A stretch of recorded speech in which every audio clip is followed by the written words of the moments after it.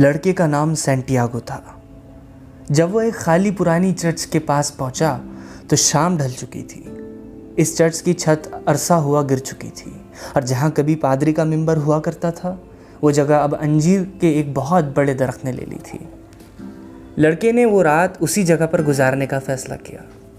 जब सारी भेड़ें इस टूटे हुए दरवाजे से अंदर दाखिल हो गई तो उसने दरवाज़ा बंद करके इसके आगे एक तख्ता लगा दिया ताकि रात के वक्त भेड़ें बाहर ना निकल सके।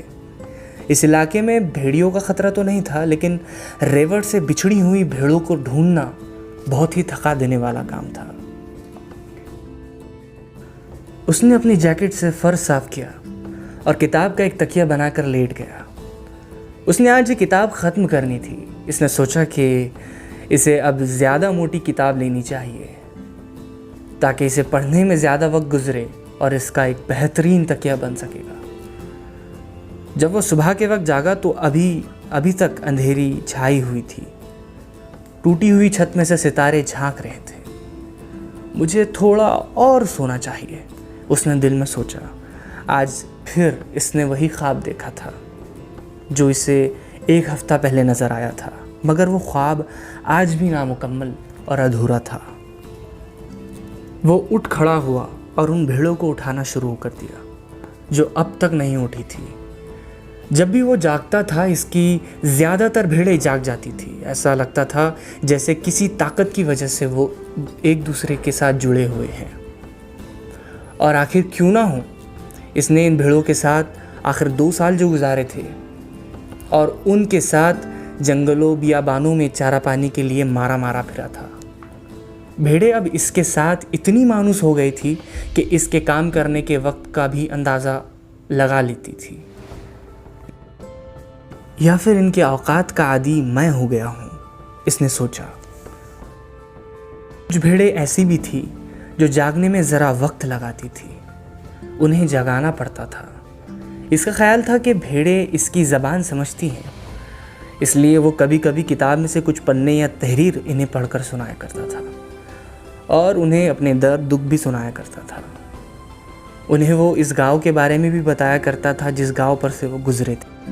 लेकिन पिछले चंद दिनों से वो अपनी भेड़ों के साथ सिर्फ एक ही मौजू पर बात कर रहा था। एक कवानी खूबसूरत लड़की जो उस ताजिर की बेटी थी जो कि इस गांव में रहता था, जहां तक पहुंचने में उन्हें मज़ीद 4 दिन का सफ़र दरकार था। इस गांव में वो इससे पहले एक दफ़ा 1 साल कबल आया था। ताजिर ऊन का कारोबार भी करता था। वो इंतहाई शगी मिजाज का था, इसलिए मुतालबा होता था कि भेड़ों की ऊन इसी के सामने निकाली जाए। वो इस ताजिर के पास अपने एक दोस्त की बदौलत पहुंचा था। इस रोज़ दुकान पर रश था, इसलिए लड़के को इंतज़ार करना पड़ा। वो दुकान की सीढ़ियों पर बैठ गया और अपने थैले से एक किताब निकालकर पढ़ने लगा।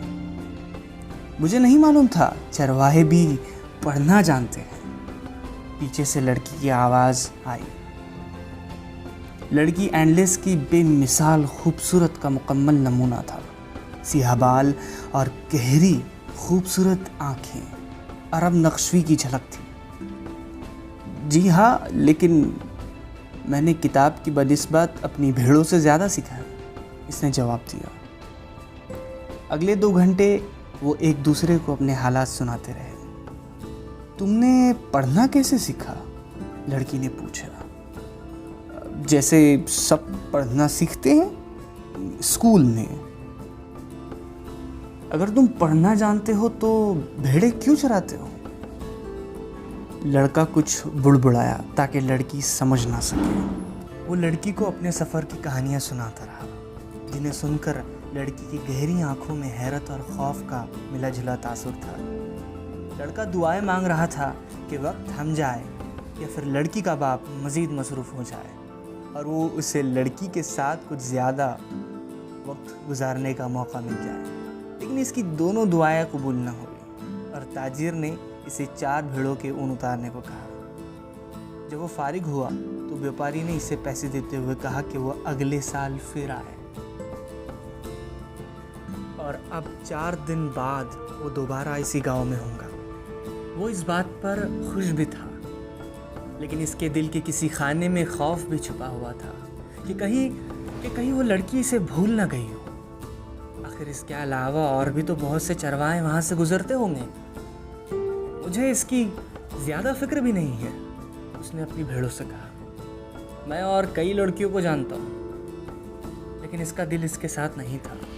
वो अभी तक ताजिर की दुकान की सीढ़ियों पर अटका हुआ था। चरवाहों, फेरी वालों और मल्लाहों के दिल कहीं ना कहीं ज़रूर अटके होते हैं।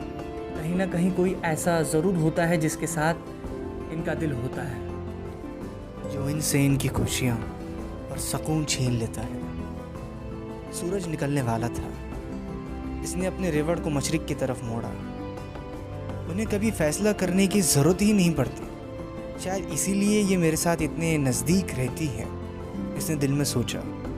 सिर्फ चारे और पानी का इनकी ज़िंदगी का मकसद है, सिर्फ चारा और पानी। जब तक मैं इन्हें एंडलिस की बेहतरीन चारागाहों में ले जाता रहूँगा, ये मेरे साथ रहेंगे। इनके दिन हमेशा एक जैसे होते हैं, तवील और ना ख़त्म होने वाले। इन्हें सिर्फ चारे और पानी से मतलब है, और बदले में वो निहायत सखावती से हर साल ऊन देती है, और ज़िंदगी में एक बार गोश्त भी। अगर मैं इनको एक एक करके ज़ुबाह करना शुरू करूं, तो इनको इस वक्त एहसास होगा जब मैं आधे से ज़्यादा रेवड़ को ज़ुबाह कर चुकूँ। ये अपनी जिबिल्लत पर इन्हिसार करना भूल गई हैं, और जिबिल्लत तो इन्हें ख़तरे से आगाह करती है। शायद ये उसी पुरानी चर्च का असर था कि इसकी सोच में इस कदर सोच गहरी होती चली गई थी। इस चर्च के करीब मैंने दोबारा वो ख्वाब भी देखा था। शायद ये इसी चर्च का ही असर था कि इसे भेड़ों पर झुंझलाहट हो रही थी।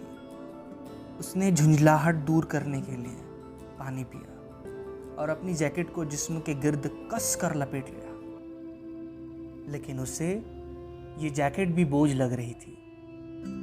इस बोझ को इस वक्त तक उठाना पड़ेगा जब तक सूरज अपने उरूज पर ना पहुंच जाए। फिर गर्मी इतनी बढ़ जाएगी कि मज़ीद सफ़र जारी रखना मुमकिन नहीं होगा। ये वो वक्त होता है जब तमाम स्पेन आराम करता है। गर्मी की शिद्दत शाम ढलने तक जारी रहती थी। इसे इस जैकेट की फ़ायदे का ख्याल आया। इसकी वजह से वो सुबह की ठंडक का सामना कर पाया था। जैकेट का भी एक मकसद था, जैसा कि इसकी ज़िंदगी का मकसद था। इसकी ज़िंदगी का मकसद सफ़र करना, लंबा सफ़र करना था। स्पेन में 2 साल तक आवारगर्दी करने के बाद इसे तमाम शहरों और इलाकों का नक्शा मालूम हो गया था। इस दफ़ा इसने इरादा किया कि वो ताजिर की बेटी को बताएगा कि इस चरवाहे ने लिखना पढ़ना कैसे सीखा। 16 साल की उम्र तक इसने मदरसे से तालीम हासिल की थी। इसके वालिदैन की ख्वाहिश थी कि वो पादरी बने ताकि पूरा ख़ानदान इस पर फ़ख्र कर सके। वो खुद सख्त मेहनत करते थे, सिर्फ 2 वक्त की रोटी के लिए, बिल्कुल इसकी भेड़ों की तरह। इसने मजहबी तालीम के साथ साथ हिस्पानवी और लातीनी ज़बान सीखी, लेकिन बचपन से ही इसकी ख्वाहिश थी कि वो दुनिया की सैर करे, लंबा लंबा सफ़र करे। सच इसके नज़दीक खुदा को जानने और पादरी बनने से ज़्यादा अहम था। एक दोपहर इसने अपनी तमाम तर जराए जमा करके अपने बाप को अपनी इस ख्वाहिशात से आगाह किया। हमारे गांव में पूरी दुनिया से मुसाफिर आते हैं। वो किसी नई चीज़ की तलाश में आते हैं, और जब वापस जाते हैं तो बिल्कुल वैसे ही होते हैं जैसे कि वो यहाँ आने से पहले थे। इसके बाप ने इसे समझाते हुए कहा, वो इस पहाड़ पर चढ़ने की तकलीफ सिर्फ इसीलिए झेलते हैं। इसके बाप ने पहाड़ की तरफ इशारा करते हुए अपनी बात जारी रखी ताकि वो झील का नज़ारा कर सके।